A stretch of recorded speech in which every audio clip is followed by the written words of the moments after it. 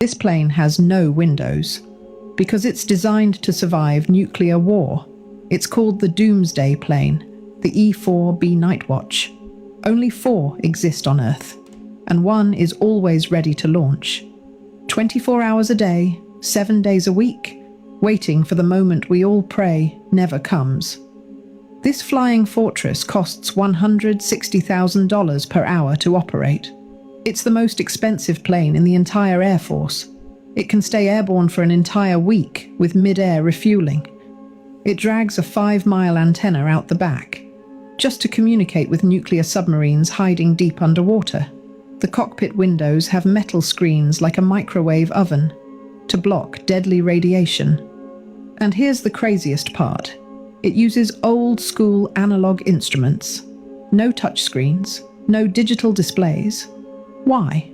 Because modern electronics would completely fry in a nuclear electromagnetic pulse if World War III ever starts. This becomes the President's Flying Pentagon, a mobile command center at 35,000 feet. 112 people inside, generals, strategists, communication experts, all running a nuclear war from the sky while cities burn below. Follow for more secrets the government doesn't advertise. All right, Shalom. I want to give all the praise, honor, and glory to Yahweh Bahasham, Yahweh Shai Bahasham Rakak Qudash. Double honors to the apostles and elders of Great Millstone who taught me this truth. Shalom to the hopeful elect. This video is from Neutrality Studies, which is entitled The Plan to Kill Humanity. Total Extermination is Real. Doctors I. Hughes and S. Starr. All right, we're going to get into this real quick. This is the book of 2 Peter 3 and 9. And it reads, it says, the Lord, Yahweh Shemel Shai, is not slack concerning his promise, as some men count slackness, but is long-suffering to usward, not willing that any should perish, but that all should come to repentance. Verse 10, but the day of the Lord, Yahweh Shemel Shai, will come as a thief in the night, in the which the heavens shall pass away with a great noise, and the elements shall melt with fervent heat. The earth also and the works that are therein shall be burnt up.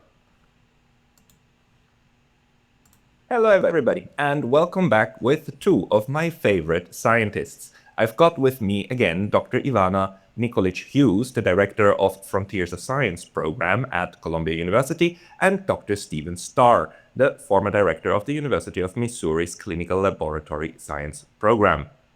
Ivana, Stephen, welcome back. Thank you so much for having us.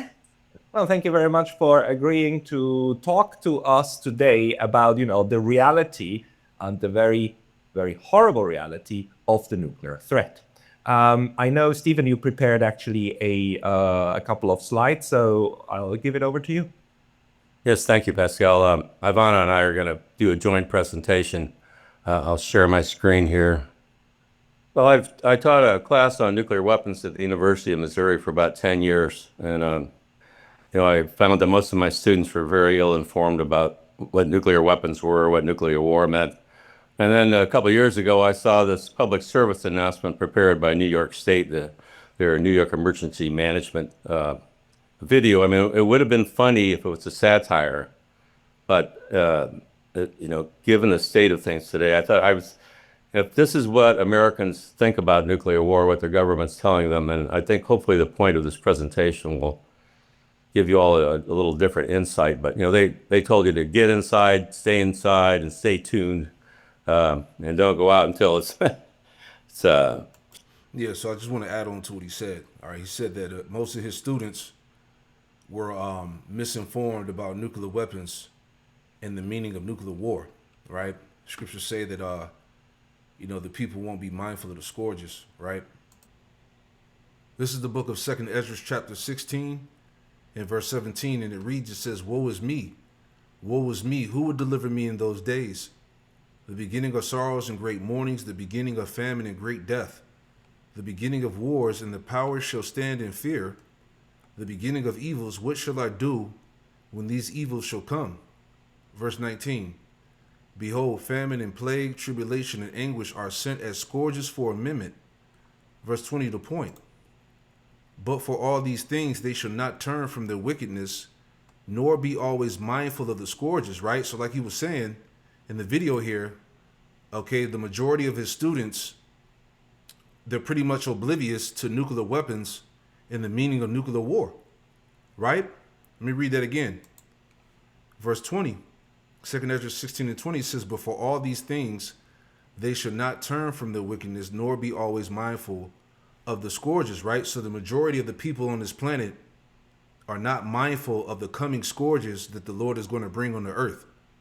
You know, this word scourge, the meaning, it says a source of widespread dreadful affliction and devastation such as that is caused by pestilence or war. All right. People are not prepared. All right. Let me get this real quick too. In Luke, just thinking out loud. All right. Because this day is going to catch people unaware. All right. This is Luke 21 and 29. It says, he spake to them a parable. Behold, the fig tree and all the trees. When they now shoot forth, ye see and know of your own selves that summer is nigh at hand. Verse 31. So likewise ye, when ye see these things come to pass, know ye that the kingdom of the Most High is nigh at hand. Verily I say unto you, this generation shall not pass away till all be fulfilled. Heaven and earth shall pass away, but my word shall not pass away. Verse 34 here.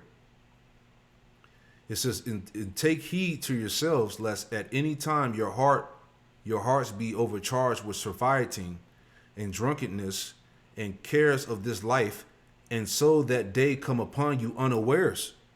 All right, like we just read, the people are not mindful of the scourges that are coming, right? And so that day come upon you unawares. Verse 35. For as a snare it shall come on all them that dwell on the face of the whole earth. See that? As a snare, it's a trap. Okay? This day that we're speaking about is going to catch the planet off guard, right? Verse 36. Watch ye therefore and pray always, that ye may be accounted worthy to escape all these things that shall come to pass, and to stand before the Son of Man. See that? So we pray that we're worthy, that we're part of the elect to be preserved, okay, from this coming destruction. All right. Nuclear war meant. And then a couple of years ago, I saw this public service announcement prepared by New York State, their New York Emergency Management video. I mean, it would have been funny if it was a satire, but given the state of things today, I thought if this is what Americans think about nuclear war, what their government's telling them, and I think hopefully the point of this presentation will give you all a little different insight. But they told you to get inside, and stay tuned, and don't go out until it's safe. This was big a couple of years ago when it came out, because it is such a ridiculous video. It's like, okay, Right. Just shelter in place and grab some snacks, stay tuned. You've got this. Right. Yeah. Well, this is what a 15 kiloton bomb did to the city of Hiroshima in 1945. There was about 5 square miles of the inner city. It was completely destroyed by a nuclear firestorm. People there that stayed inside weren't safe at all. And nowadays, the power of modern nuclear weapons dwarfs the power of the atomic bombs that were first developed 70, 80 years ago. I put these drawings here to scale. The Hiroshima 15 kiloton bomb. Kiloton means thousands of tons of TNT explosive equivalent. It's on the left corner there. Russia today has a couple 800 kiloton thermonuclear warheads on their ICBMs that are ready to launch within 5 minutes or less. And they also have deployed these incredibly large 57,000 kiloton. That 1,000 kilotons is 1 megaton, or 1 million tons of TNT. This is an image of a bomb that they detonated in 1961. And this, to give you a sense of perspective, this is a group of American soldiers that were marched out in the Nevada desert to watch a test. The 72 kiloton bomb was airdropped. And this picture was taken 7 miles away from the mushroom cloud. So, keep that in mind. This next video is a video the Russians took in 1961 of a 57,000 kiloton weapon. It's 90 miles away.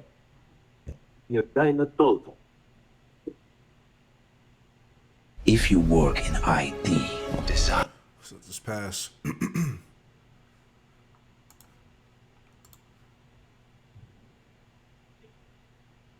Wow.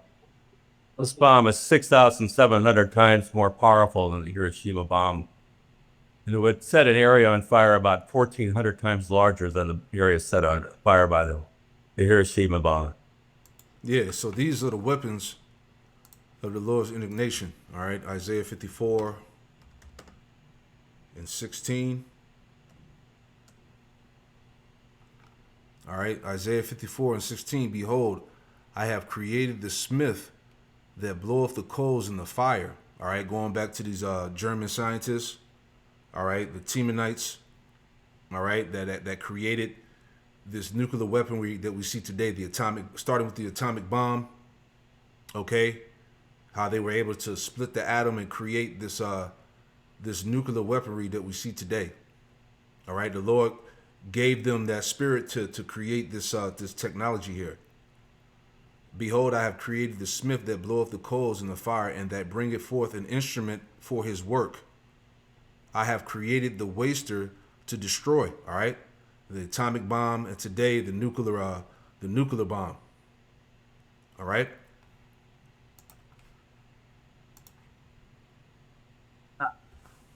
That gives you an idea of what modern thermonuclear weapons would do.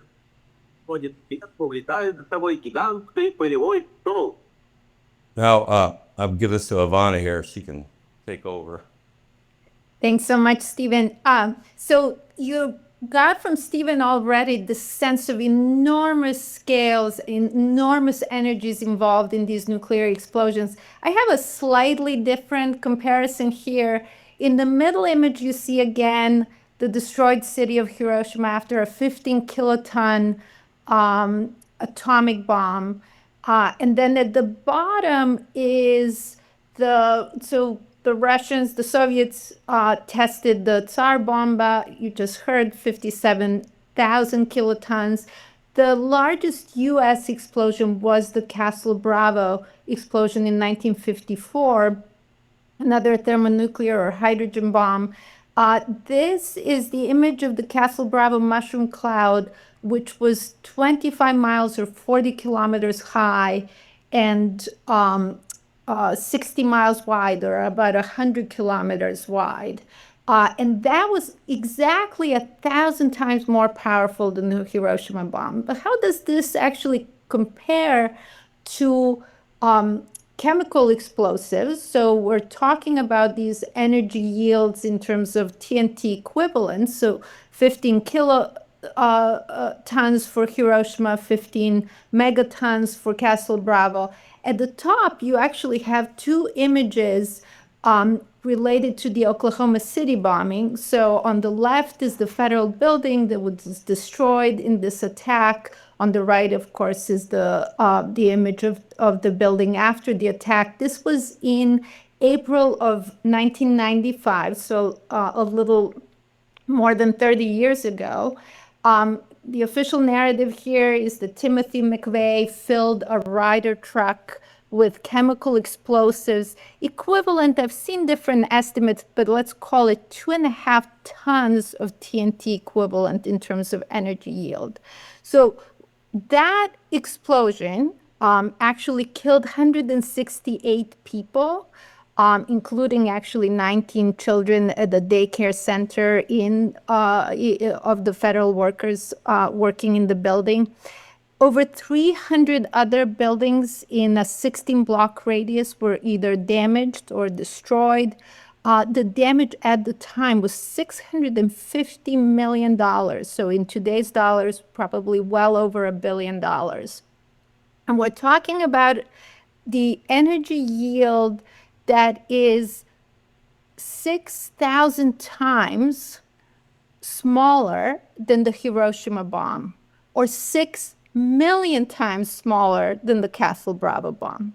And that's not all. So, Stephen, if you just go to my next bullet point, what's also special about nuclear weapons is what happens to all of that energy. Fine, they produce a ton of energy, a lot more energy than single chemical bombs can do. Although, of course, what we have seen, in fact, in Gaza since October 7th of 2023, what we have seen there is that the amount of explosives used is estimated to be on the order of 100 kilotons of explosives. Now, that may not be exactly 100 kilotons of TNT equivalent, but it's still on the order of a few to several Hiroshima bomb equivalents.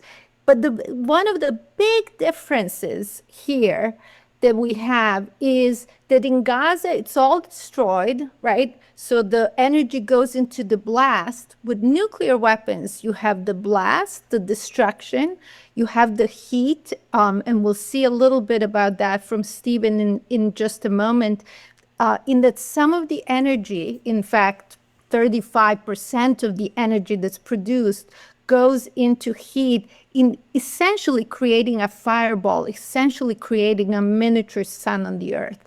And then on top of all of this, you also... That's crazy. It's gonna the explosion, all right, from the nuclear fallout is gonna create an actual mini sun on the earth, man. All right, that's fervent heat, man. Right?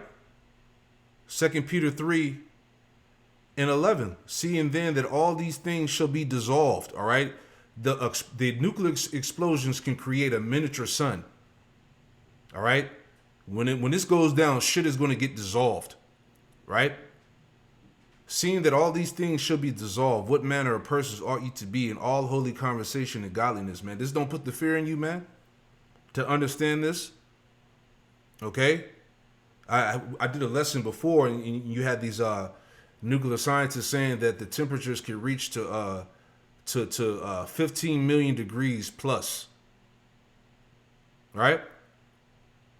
Verse 12, looking for and hasting unto the coming day of the Most High, wherein the heavens being on fire shall be dissolved, and the elements shall melt with fervent heat. Whew, man. Get with nuclear explosions, radiation, some of the energy goes into producing the initial radiation. That's things like neutrons and gamma rays, all very destructive, especially to human health. But then there's also the long-term consequences of radiation fallout with several isotopes. If you just flash them, playing a particularly troublesome role. And I just want to highlight these ones, but there are others as well. So we have, for example, iodine-131, which accumulates actually in the thyroid and is related to many thyroid cancers in communities that have been exposed to radiation fallout. This is not just from Hiroshima and Nagasaki. This is, of course, also from the nuclear testing era in places where nuclear tests were conducted, like Marshall Islands, like Kiribati, like Algeria, like in the United States, Nevada test site, Kazakhstan, Kazakhstan had a very large Soviet nuclear test site as well.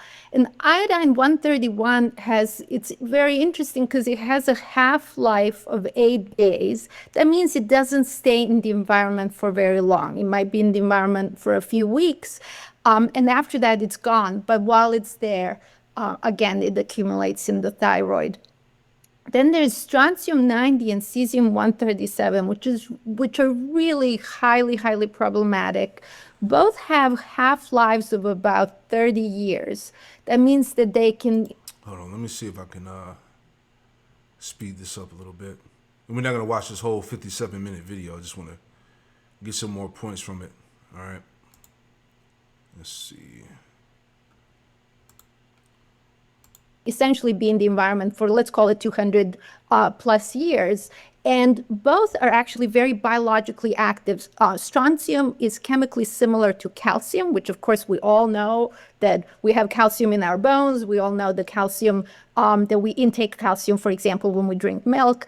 And cesium-137 is chemically similar to potassium, which we also know is found in food. And both of those, of course, get incorporated into our cells and tissues and bones and so on. And so when these radioactive isotopes are present in the environment, in the soil, the plants take it up. And then when we eat the plants, or for example, when cows eat grass that has strontium-90, then we might drink milk that has strontium-90. And the last that I want to highlight are these plutonium isotopes. There are different types of plutonium isotopes. Plutonium is very heavy, and it can be breathed in, and it goes straight to the lungs. It's probably the cause of many of the lung cancers in exposed populations of people, for example, who don't smoke or never smoked. And what's important about plutonium specifically is the fact that it actually has, some of the plutonium isotopes have half-lives of thousands of years. So plutonium-239, for example, 24,500 years. That means it's in the environment for a couple of 100,000 years. And so I think this kind of radiation exposure just really illustrates that nuclear weapons are just so different from anything else that... Yeah, you know what? And that proves, just thinking out loud, that proves when that nuclear fallout happens, that fallout is going to be around for a period of time, man. All right? That's why I said in, was it Isaiah? I want to say Isaiah, was it Isaiah 26? Bear with me. How's it go? Yeah, here we go. Isaiah 26:20. And it reads, it says, "Come, my people, enter thou into thy chambers." Right? Speaking about the chariots. All right? Because when the destruction happens, or before the destruction happens, the elect are going to get beamed up into the chariots, man. All right? It says, "Come, my people, enter thou into thy chambers, and shut thy doors about thee. Hide thyself, as it were, for a little moment, until the indignation be overpassed." Right. So the elect are going to be on the chariot, all right, for a particular amount of time until the indignation be overpassed. That's going into the nuclear destruction, the fallout. All right, and until it's time for the elect to come back down out of the chariots, man. You see that? Verse 21, "For behold, the Lord Yahweh Shem Yahushai cometh out of his place to punish the inhabitants of the earth for their iniquity." And how the Lord is going to do that? Through nuclear war, nuclear destruction. It says, "The earth also shall disclose her blood, and shall no more cover her slain." All right. We might use in times of war, or that, for example, has been used in Gaza, where you can imagine coming back and rebuilding, whereas this sort of radiation fallout doesn't just impact regions locally, it can spread around the globe, and it can really last for very, very long periods of time. And in fact, my own research at Columbia with students and colleagues in the Marshall Islands, which was site, can you just go back? Let me. Oh, I'm sorry. Yeah, it's okay. Which was the site of U.S. nuclear testing from 1946 to 1958. Our research in the past 5 to 8 years indicates that there are significant levels of obviously not iodine-131, that's long gone, but of the other isotopes actually in the soil, of cesium-137 in the food, high levels of gamma radiation, and this is of course in a place where the testing ended almost 70 years ago. So one more slide from me, if you can go to the next slide. Yeah, and that makes sense too, because that's why, just thinking as she's talking, this is why they got the bunkers, man. All right, because when the nuclear destruction goes down and the fallout happens, the earth is pretty much going to be inhabitable at that time, man. So this is why they got those bunkers. This is why these elites have those different they have those different retreats, getaways in remote parts of the earth. All right, and they're going to be underground. They're going to be in the mountains, under the water. How the scriptures say how they're going to hide, Revelation 16. Okay. Yep, this is Revelation 16. And let's start at 17. Okay. Matter of fact, this is 16. Bear with me. I'm trying to. Is Revelation 16? Where they're talking about let the mountains and rocks fall on us? Make sure I'm in the right chapter. Bear with me. Let's see. Does the mountains fall on us? Mountains, let the rocks fall on us. Fall on us. I know it's in Revelation. I thought it was Revelation 16. Yeah, Revelation 6. I had 16. All right, this is Revelation 6. And here we go. The sixth seal, terror. Well, she's talking about the nuclear destruction, the fallout, the radiation. Revelation 6 and 12.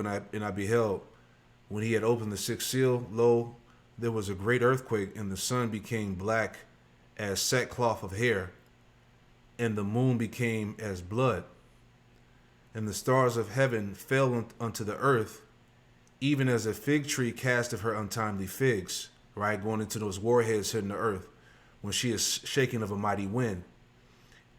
And it says, in the heaven departed as a scroll when it is rolled together. That's that mushroom cloud that we saw earlier.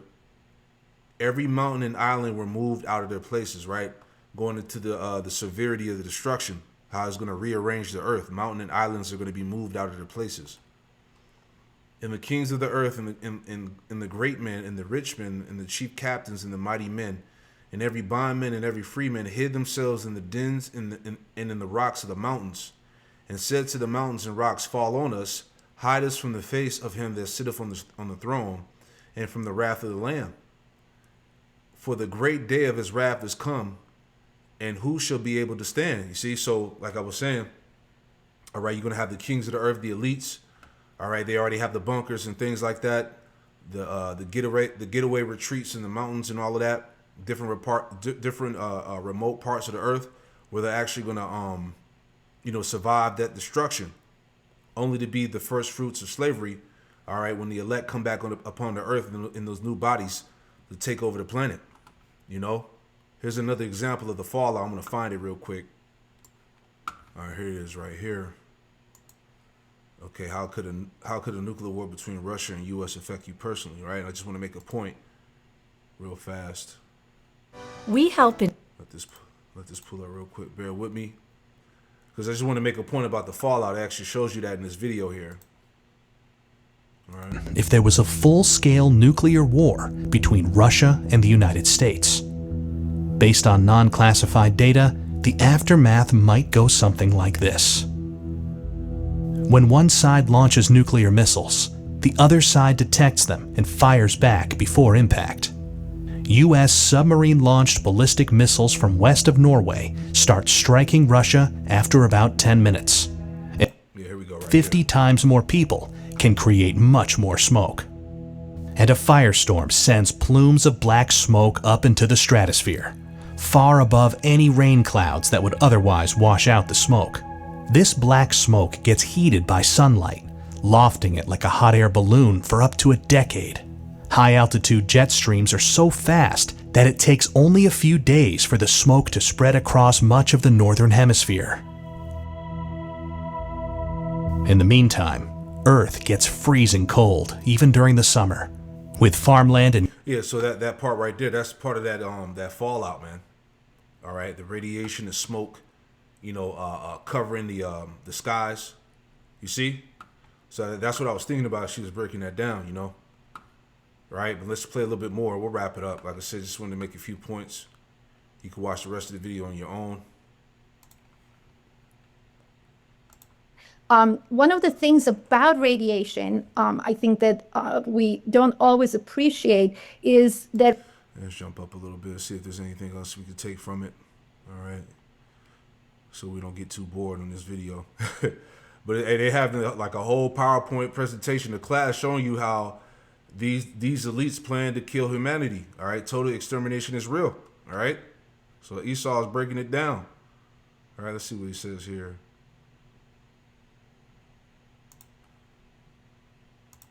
Belarusian scientist who actually worked on this, right? Also, like what this internal like poisoning, radiation poisoning does. But maybe we leave that for later. So if you want to focus on this one first. There's a big difference in the standards, and I think that the radiation safety standards actually act to disguise the danger of the internal ingested and absorbed isotopes, but we can talk about that another time. I'm going to talk more about the nuclear weapons and the ones that exist today.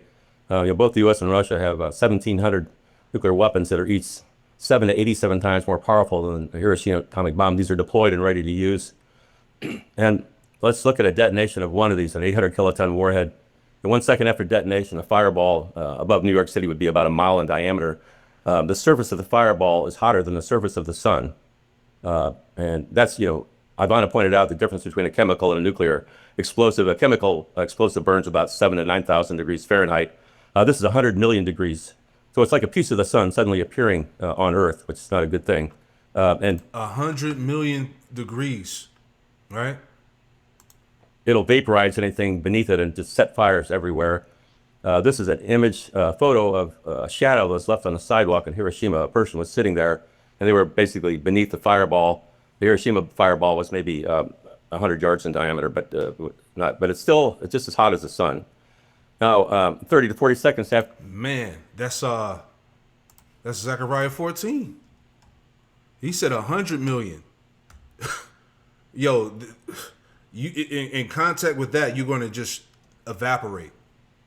All right, this is Zechariah 14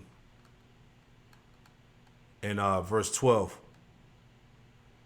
And it reads, "And this shall be the plague wherewith the Lord Yahweh Shemel Shai will smite all the people that have fought against Jerusalem." That plague is tied back to the nuclear destruction. All right, that's part of the plagues. Their flesh shall consume away while they stand upon their feet, and their eyes shall consume away in their holes, and their tongue shall consume away in their mouth. All right, that's what's going to happen as a result of that nuclear destruction. Okay, you're going to just melt away, as they're breaking it down here in this video. He said 100 million degrees, right? It's going to vaporize any and everything. For the detonation, you would see the mushroom cloud or the fireball rising up at several hundred miles per hour. And beneath it, all the fires that were instantly ignited by that fireball are starting to coalesce. And in tens of minutes, they'll form one gigantic fire. We call that a nuclear firestorm. And that will have winds going in towards the center of hundreds of miles per hour. They're strong enough to uproot trees. And the air temperatures in the fire zone will reach 400 to 500 degrees Fahrenheit in 10 or 15 minutes, well above the boiling point of water. So no one's going to survive in that zone. Even if you're in a deep shelter, the oxygen would be used up. You might be baked alive. I mean, it's Yeah. Because like you said, you're going to be baked alive. That's why these people out here in America, these celebrities, these dumbass, people who got money and shit that's buying bunkers in America, they're going to die here, man. All right. The scriptures say that Babylon should be desolate without inhabitant. So you're just basically going to get baked under the ground. All right. The only escape is through Yahweh B'Hashem Yahushai, getting beamed up out of here. almost unimaginable. We did see firestorms similar to that during World War II in Dresden and Hamburg. They weren't able to go into those zones for weeks just because even a tracked vehicle couldn't go in. It's so hot afterwards. Smart founders know something. We'll play a little bit more and we'll wrap it up. All right, heavy stuff. Well, Russia has deployed, we saw that image of the 57,000 kiloton weapon earlier. They have now a Poseidon drone. It's like an unmanned nuclear submarine, but they call it a drone torpedo. It has a 100 megaton warhead, or 100,000 kilotons. It's twice as large as that 57,000 kiloton. It will travel 115 miles per hour. It basically has an unlimited range because it has a small nuclear reactor engine in it that powers it, so it can be deployed off a coast and just loiter indefinitely. When it detonates, it can create a 5,000 to 7,000 square mile fire zone, and as well as a radioactive tidal wave. Man, woo, real quick, and you can watch the rest of that. I just want to get one more scripture here. All right. But that nuclear destruction is what's going to bring the lake of fire. All right. It's going to turn America into a lake of fire. All right. And like it says in Revelation 18, all it's going to take is 1 hour for this place to get destroyed. All right? Because of the speed of those missiles, man. All right? Revelation 20 and 14. This is Revelation 20 and 14. It says, "And death and hell were cast into the lake of fire." All right? Death and hell is America, man. All right? The Lord is going to cast death and hell, which is this place, into the lake of fire. This is the second death. All right? Nuclear destruction. And whosoever was not found written in the book of life was cast into the lake of fire, man. Man, you know? So that's pretty much the point. You can watch the rest of that. Just wanted to bring forth some of the information. I pray that this lesson was edifying. Shalom.